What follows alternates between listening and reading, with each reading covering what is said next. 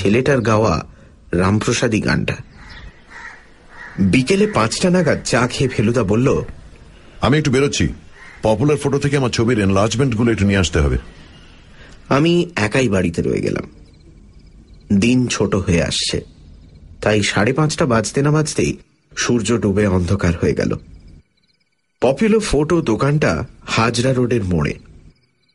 ফেলুদার ছবি নিয়ে ফিরে আসতে 20 মিনিটের বেশি লাগা উচিত না, তবে এত দেরি হচ্ছে কেন? অবশ্যই অনেক সময় ছবি তৈরি না হলে দোকানে বসিয়ে রাখে। আশা করি অন্য কোথাও যায়নিও। আমাকে ফেলে ঘোরাঘুরিটা আমার ভালো লাগে না। একটা করতালের আওয়াজ কানে এলো, আর তার সঙ্গে সঙ্গে চেনা গলায় সেই গান।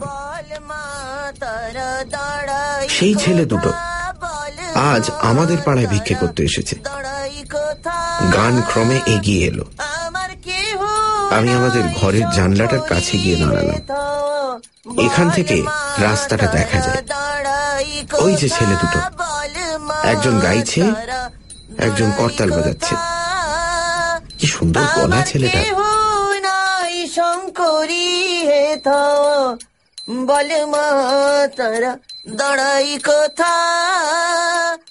এবারে গান থামিয়ে ছেলেটি ঠিক আমাদের বাড়ির সামনে দাঁড়িয়ে ওপরের দিকে মুখ করে বলল, মা, 2টি ভিক্ষে দেবে মা?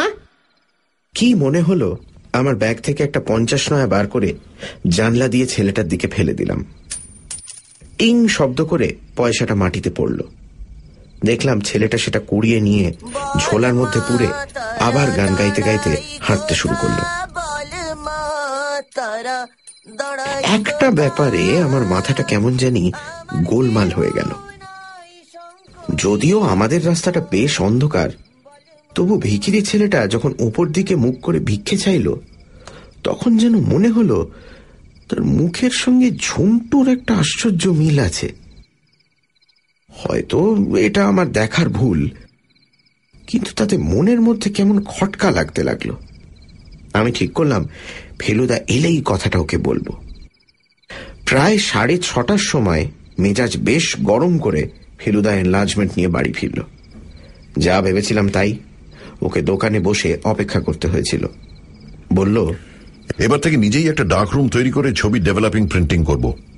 বাঙালি দোকানের কথার কোনো ঠিক নেই।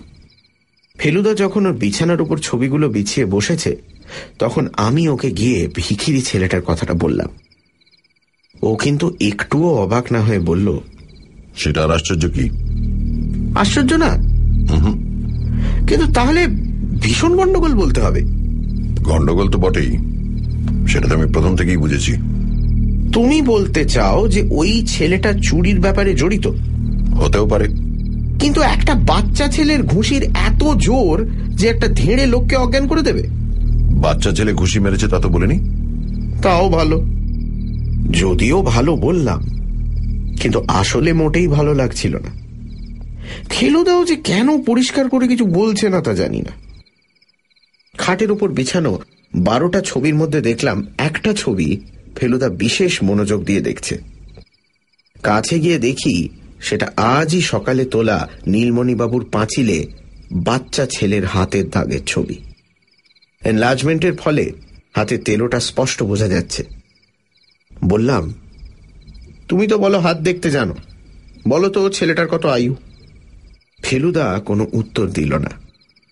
সে তন্ময় হয়ে ছবিটার দিকে চেয়ে আছে। লক্ষ্য করলাম যে তার মধ্যে একটা দারুণ কনসেন্ট্রেশনের ভাব। কিছু বুঝতে পারছিস? হঠাৎ ওর প্রশ্নটা আমাকে একেবারে চমকে দিল। কি বুঝবো? সকালে কি বুঝেছিলি আর এখন কি বুঝলি বলতো? সকালে মানে যখন ছবিটা তুললে? হ্যাঁ। কি আর বুঝবো, বাচ্চা ছেলের হাত, এছাড়া আর কি বোঝা যাচ্ছে? ছাপের রংটা দেখে কিছু মনে হয়নি? রং তো ব্রাউন ছিল। তার মানে কি? তার মানে ছেলেটার হাতে ব্রাউন রঙের কিছু একটা লেগেছিল। কিছু মানে কি ঠিক করে বল। পেন্ট হতে পারে। কোথাকার পেন্ট? কোথাকার পেন্ট? কোথাকার? হঠাৎ মনে পড়ে গেল প্রতুল বাবুর ঘরের দরজার রং।